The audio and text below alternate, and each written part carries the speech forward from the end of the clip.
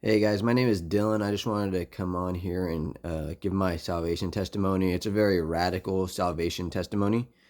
So, as I communicated, I just want to be as clear and give as many details as possible. So, with that being said, I'm just going to get right into it. I grew up in a very dysfunctional house, and my family had always had a lot of paranormal activity that would kind of follow us from house to house, like literally like poltergeists activity. So I had always like believed in spirits from a very early age. I began to do meth early in life, about 16 years old, and heroin shortly after that. I also was very interested in learning the truth and the purpose for life. I mean, it was always something that was like embedded in my head, like what was the truth. I know now that God must have been working in my life very early on, because he says in his word that no man comes to him unless God draws him into himself. And although I didn't know the truth at the time, and I always considered myself to be like I guess you could say, a truth seeker. And Jesus says that he himself is the way, the truth, and the life. And I know now that what I was really looking for was God.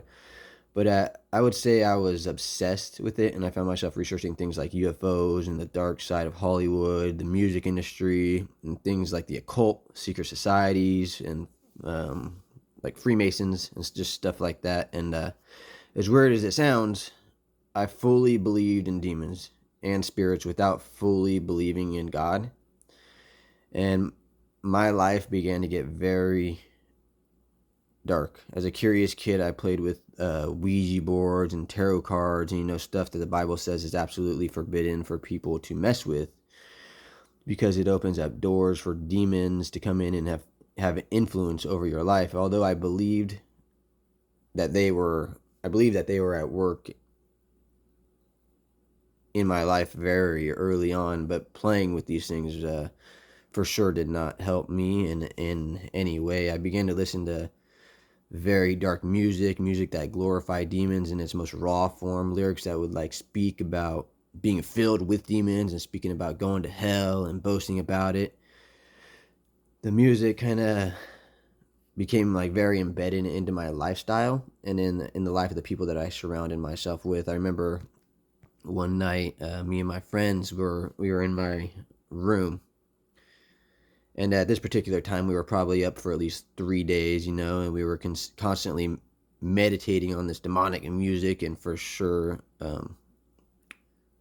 it was playing in this demonic atmosphere that we were kind of cultivating. And it was nighttime, and I picked up a beer bottle, and I remember I broke it, and I began to cut my arm, and like clockwork all of my friends began to cut themselves as well. And I didn't know at the time even why I had done it.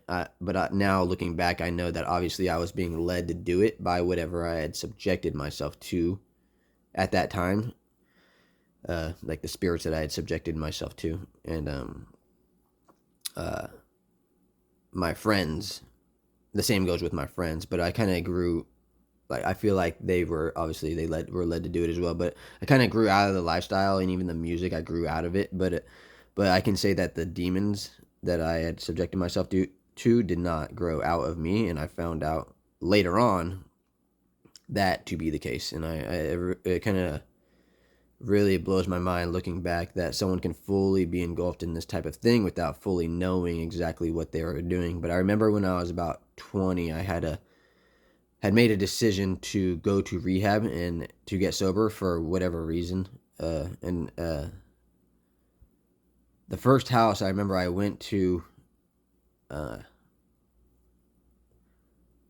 the first house that I was in, I had experienced something that I had never encountered before. And before I get into it, I just want to read something for you guys about it, what medical professionals have termed as hypnagogic and hypnagogic and hypnopompic hallucinations. Let me just grab the paper 1 second. Sorry, I just had to grab the paper. So, hypnagogic and hypnopompic hallucinations is a form of sleep paralysis reported with ISP. During these hallucinations, you may feel someone touching you, hear sounds or words, or see people or creatures near you, or even lying in your bed. Another report from the National Institutes of Health says typically including the sense of an evil presence in the room, a sensation of being touched, or hearing other noises in the room. So they may say that they, as in medical personnel, they may say that this is some kind of disorder, but I now know better, and I know that these things are actually spiritual. But the first house I was at, I began to experience this. I remember I was in my room and I was laying on my bed facing the wall, and I felt and heard this presence come into the room behind me, and I knew that this was a demonic and a dark presence. And as the footsteps got closer to me, I found myself no longer in my room, but in a dream. And in my dream, I was fully aware of the fact that demons were after me. I would continue to literally have dreams where demons were after me until I remember I ended up going to another sober living house. And in this house, one night I was laying in my bed, and it was late, and it was nighttime. I was in the top bunk, and everyone was sleeping in the room when I began to there was multiple bunk beds in the room, but I began to hear voices in the bunk under me, and they were speaking in what seemed to be another language that I could not understand. And they would speak, and then they would start laughing, and it was just very demonic. When all of a sudden my bed began to be lifted up in the middle of my back about a foot high, where my back was literally arched in the air about a foot high, and it would go up and down, and it happened like 7 times before I woke up. Literally, I woke up I freaked out. I woke up the whole room, and at first, at that time, I just thought maybe that the house was haunted, and didn't really think much of it. But I ended up leaving the house shortly after, and I didn't encounter anything like that anymore. But I continued to use drugs for probably the next 10 years, still seeking this truth that I was looking for. And I had found some things that had seriously suggested to me that God must be real, but it didn't change the way I was living at all until I learned something else that kind of tied it all together. And that came from an interview I found by a man named Luis Elizondo. He worked for the Advanced Aerospace Threat Identification Program in the Pentagon. There's a congressional letter by Senator Harry Reid stating that him and 2 other congressmen started this program, also known as ATIP, saying that Mr. Elizondo ran the program, and it was started to investigate UAP activity, which is the new term used by the Department of Defense for UFO.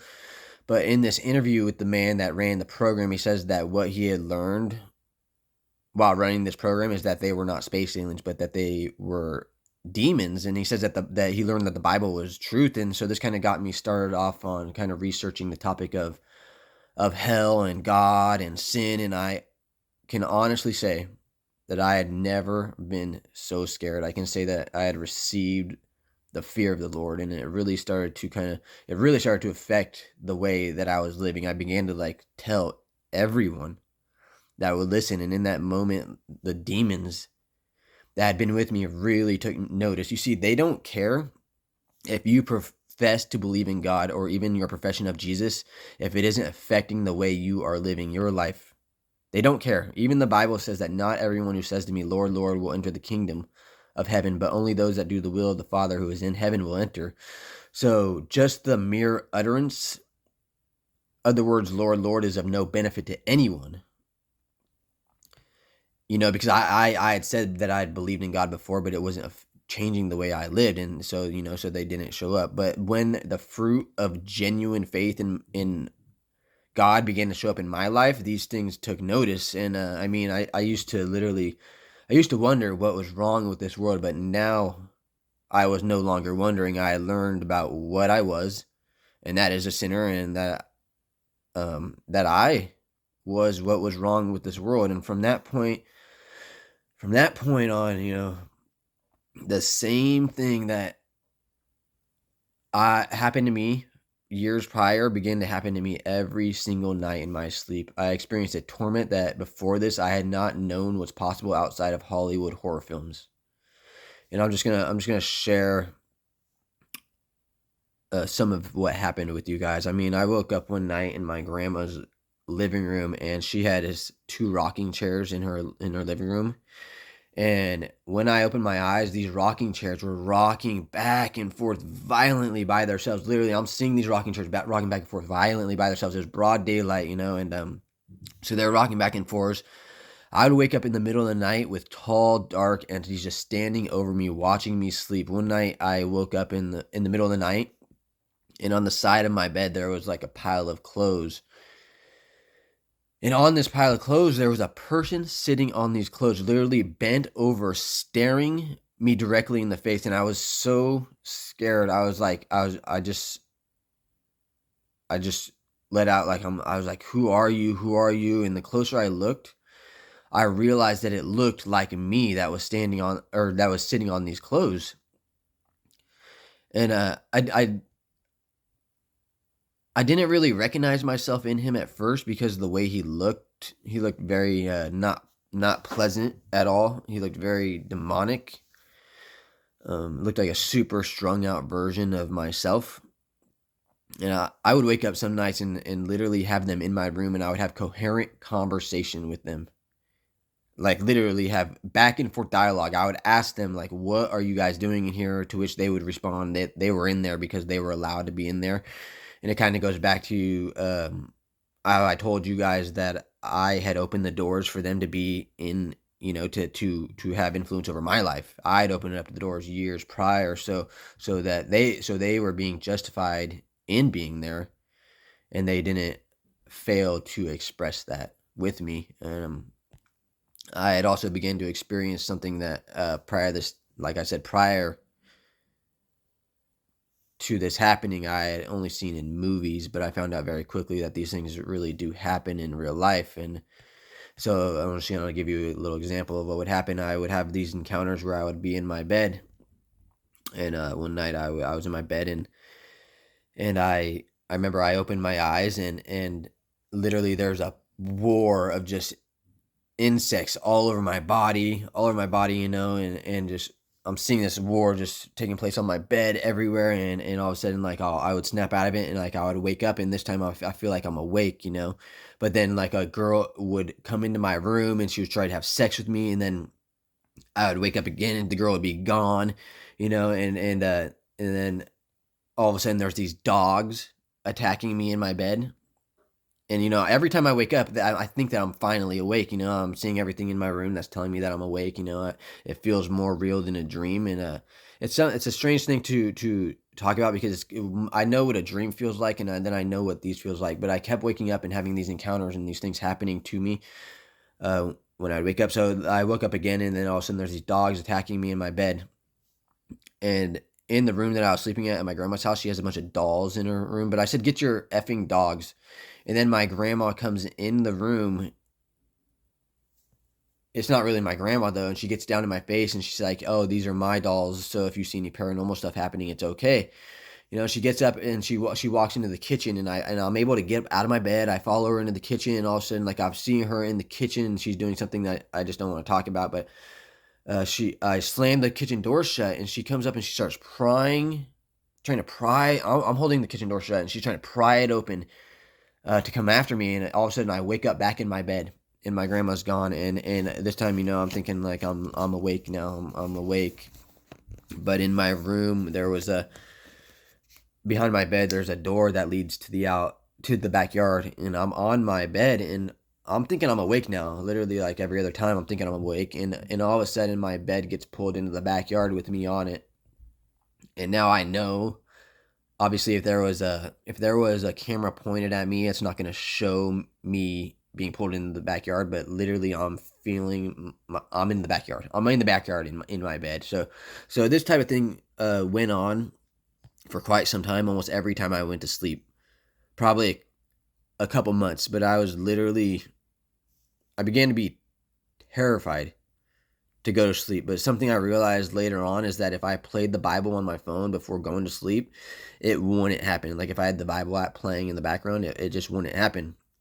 Or if I was experiencing this thing throughout the night and I just got up and I just turned on the Bible app, it would completely cease. And I remember one night I went to my mom's house though, and we began to talk about God and repentance. And I left her house. It was probably about 1 in the morning. And I went to this store.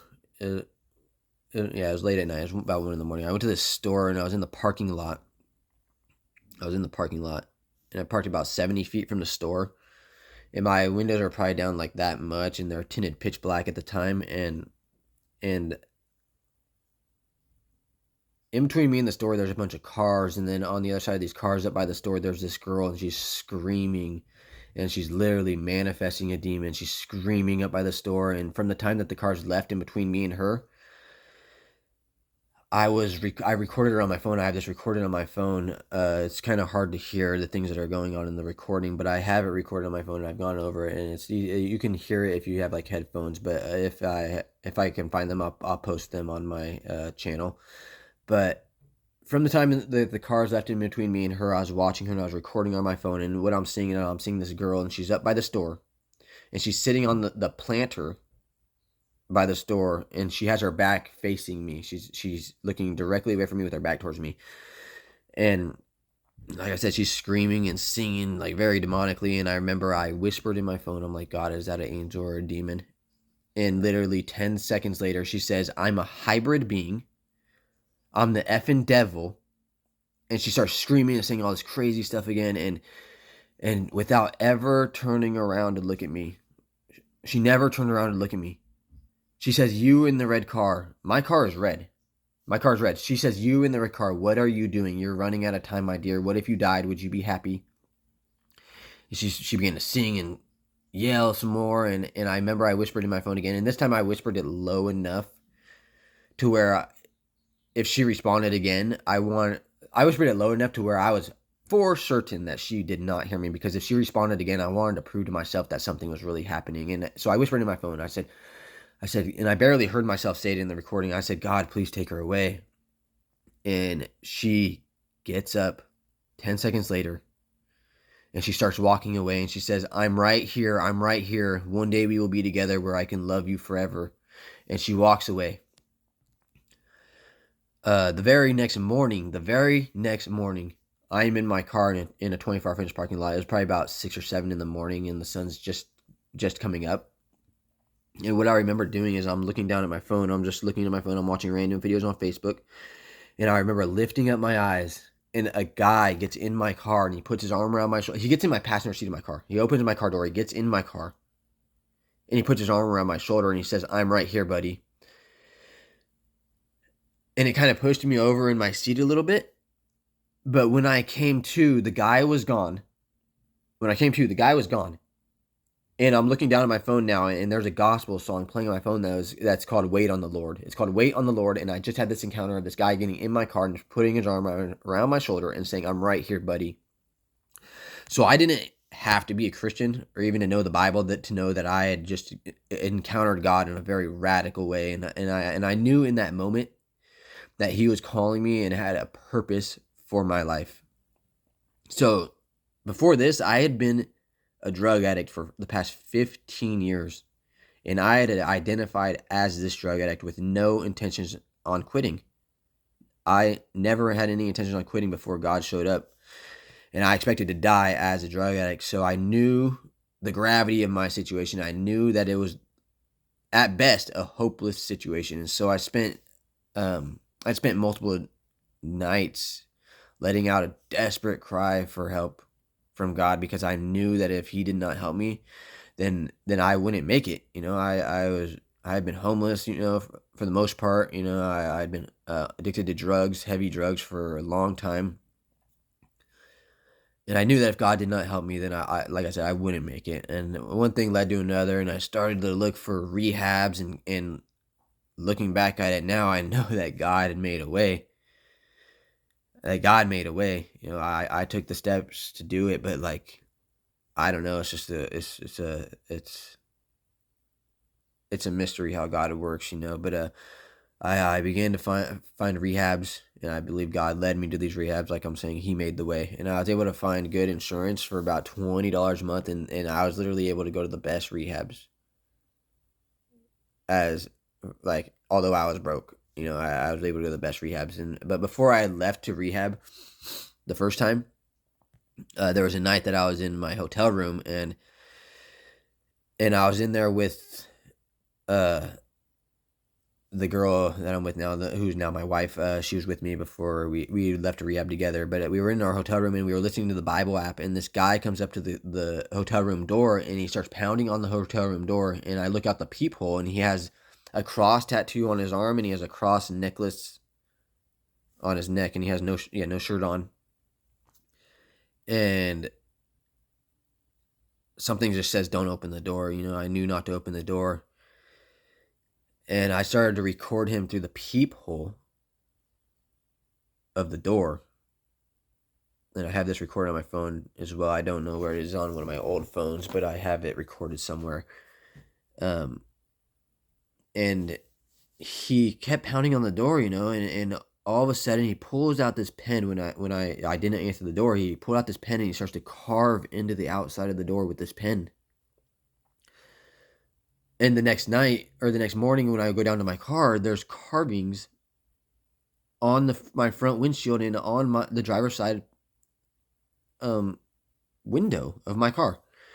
So not only were these things manifesting at night when I would go to sleep, but also in the physical people around me. And and this all began to happen after I had come to the knowledge of the truth of God.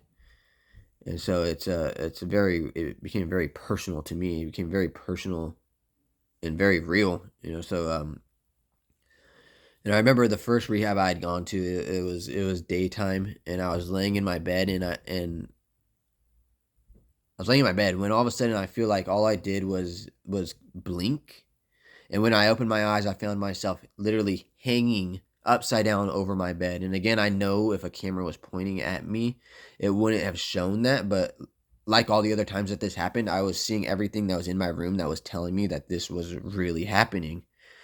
But at that time, I had already encountered this so much, like I had already known exactly what was going on. So I wasn't very taken back by it at all. And I knew what it was at that point. But it ended up taking me multiple rehabs to finally break this drug habit that I had.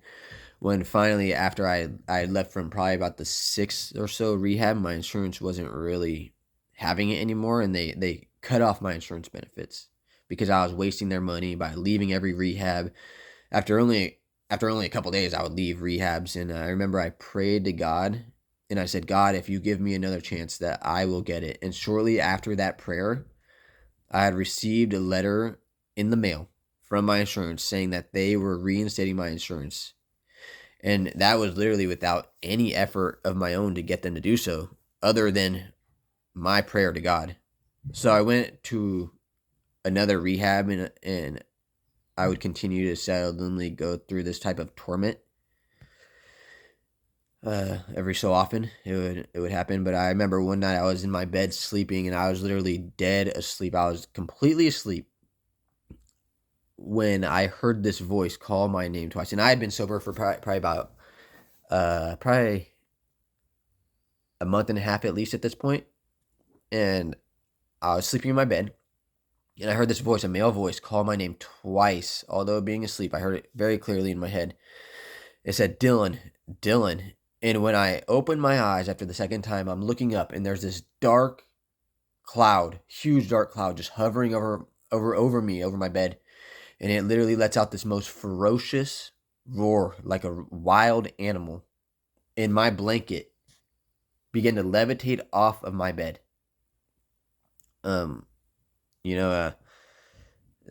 So after some time went on, this torment kind of subsided for a little. I began to actually forget and to be distracted of what I really came to rehab to do, and that was to get right with God. And although I had gotten sober, nothing else was really changing, and I was still, fornicating, cursing, lying, watching pornography that I was addicted to, and living in a life full of sin. When I had come across something that made me remember God, and I believe it was God that put this in my path, to remember Him, and I remember what I came to do. So the next day, I went to work, and I'm at work, and something on the so I go to people's houses for my work, and I after I do the job there, I have to go over an invoice with them, and it has like all their information, their email and stuff. And I look down at the invoice, and it says something at westcoastchurches.com. So I had brought up to the customer, I said, "What is this email thing that you have?" And he said that he attends a church that runs 7 churches, and this is the first time that I had told another Christian my testimony. The first time, because I just the day prior had remembered God. I'd remembered God, and so this is the first time I had shared my testimony with another Christian. And before I left his house that day, he prayed with me, and I remember I left work that day, and I'm sitting in my car, and I'm eating my lunch in a parking lot, and my door is pretty much shut. It's kind of like shut on my leg. And this lady, this has really happened. This really happened. This lady walks up to my car door, and she opens my car door, and she holds a DVD in front of my face, like a DVD case in front of my face with a picture of Jesus on it. And she says, "I have a present for you. Do you know who that is?" And at this point, I'm literally tripping because I had just remembered God the night before, and now this lady's coming up to my car and she says that she has a present for me. And and it holds this DVD in front of my face with a picture of Jesus on it. So I'm really tripping because God is literally coming after me tough. He's coming after me tough, and it's something that's just blatant that he's coming after me. And I got out of my car, and I shared my testimony with her as well, and we prayed together. She shared her testimony with me, and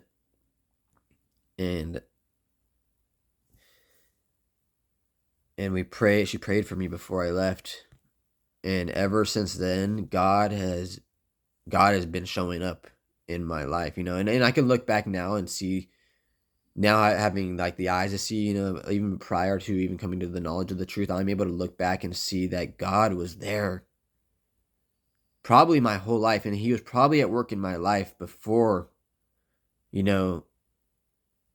long before I had known that he was real.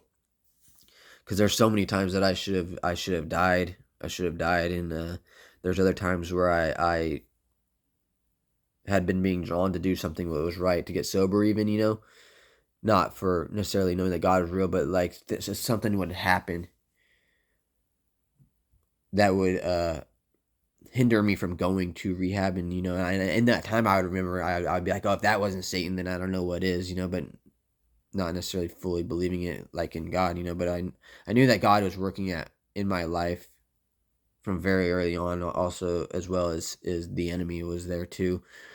But now, like, I'm able to see, and I had the eyes to see, and God is just showing up in my life, and today has delivered me from so much. I mean, drugs, pornography, nicotine, cursing, just all kinds of things, that were just deeply embedded. And by no means am I saying that I am perfect, because I'm absolutely not perfect. I do fall short many times, I fall short, but I do my best. I do my best to just please God, and it, even after I'd come to the realization of God, like I said, I had expected to die a drug addict. I expected to be on drugs for the rest of my life. But after I'd encountered God, I still didn't, I can't say that I necessarily wanted to get sober, but now I had this new desire in me, knowing the truth and knowing that God is real and that he's created me for a purpose. It's a desire has been put in me that where I had wanted to, I wanted to use drugs, but this desire in me to please the God who created me was more, it was more. And so yeah, so I knew it was going to be the hardest thing I ever did, and it has been hard. It's been very difficult, but God has literally been with me, by my side, making a way for me, and he is faithful. He is faithful.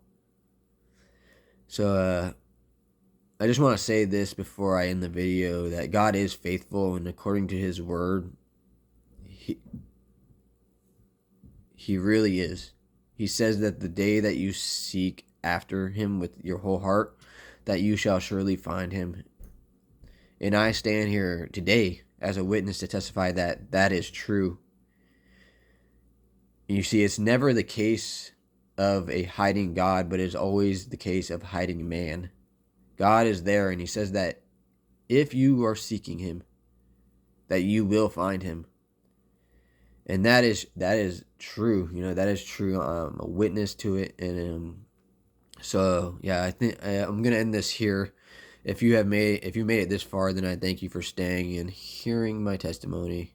Just that was a long story short, because yeah, that's just a long story short. But I thank you for sticking around, and God bless you.